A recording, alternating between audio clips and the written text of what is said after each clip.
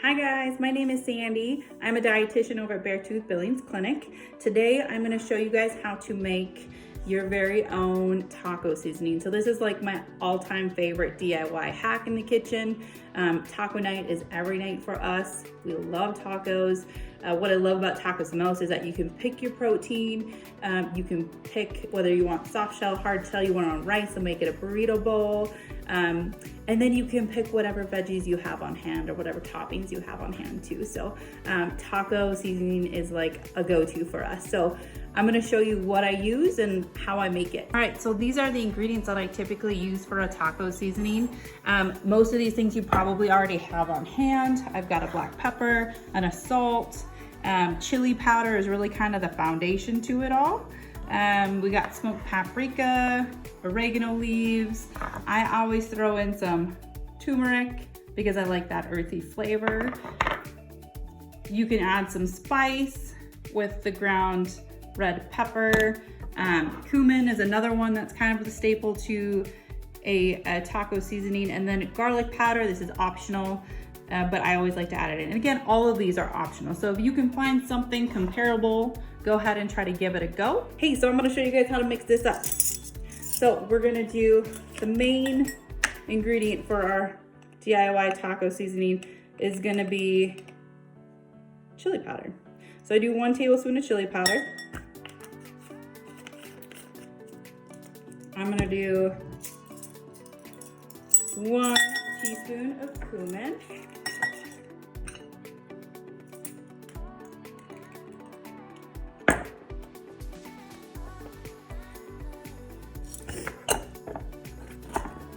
And 1 teaspoon of smoked paprika.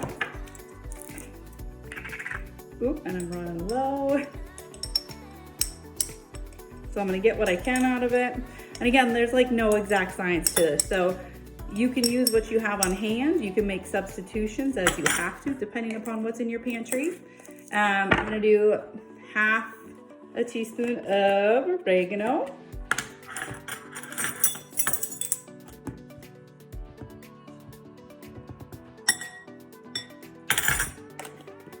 And then I'm gonna do 1/2 teaspoon of garlic powder. So this is one of those optional ones. I always like to add it in because I like the flavor of it. You could also add in some onion powder if that's what you wanted to. Turmeric. So this is not one that's usually found in a taco recipe, but I like to add it in there because it does kind of give it like this robust earthy flavor that I notice. I've never had anybody come up to me and say, hey, you put turmeric in your taco seasoning, but I notice it's there and I don't have anybody complain about it, so I dig it. We also put in about 1/2 teaspoon of black pepper. So you can totally bring this down to a 1/4 teaspoon or even 1/8 teaspoon if you feel like that might offer too much heat for you. I put a little bit of salt in my taco seasoning, about 1/2 teaspoon. You could omit this entirely if you don't do added salt in the diet. You could just put a little bit less in, whatever you want to do. Or you could mix it up, put it in the ground beef, and then taste it afterwards and see if you need to add a little salt. This is really going to pack the punch and the heat is going to be the cayenne pepper.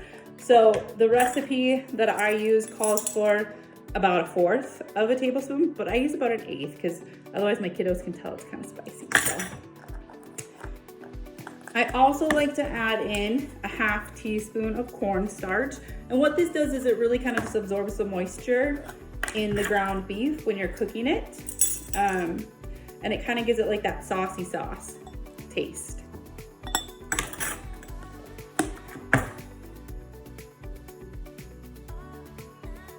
Then once you have all your ingredients in there, I just take a whisk and I get it all whisked up and all the ingredients together. You guys, this is such a great thing to make in a batch too. So this is the equivalent of 1 packet of taco seasoning that you would buy at your local grocer. It gives you about that amount that you would see in a packet, but I would totally encourage you, make it once, see how you like it, maybe change the recipe. But once you find something that works for you, make it in batch because then you have it ready to go on taco night. Thanks for joining me, guys. Have a great day.